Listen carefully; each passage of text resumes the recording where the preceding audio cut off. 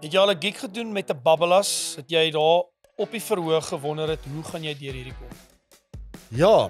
Ja, nee, definitief.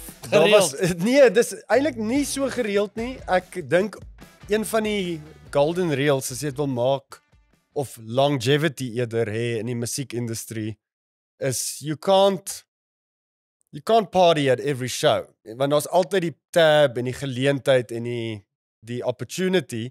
So ek gaan mostly deesdae in uit soos 'n ninja.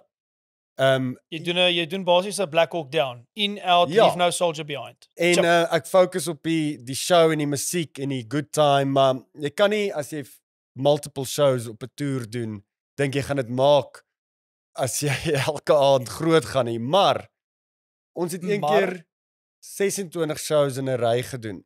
Elke dag en dit was elke dag 'n ander stad, ander hotel en dit begin soos merge. Eventually weet jy nie eintlik waar jy mee is nie. En party aande vang jy gees jou and then you overshoot. Dan skiet jy maar jou crackers. Yes. Ja. En ek onthou gewoonlik is ek lekker vrolik en chippe by shows. Toe dog ek, ek gaan hierdie show net daai mysterious energie embrace. I'm not here to praat, not here to banter. I'm just here to play.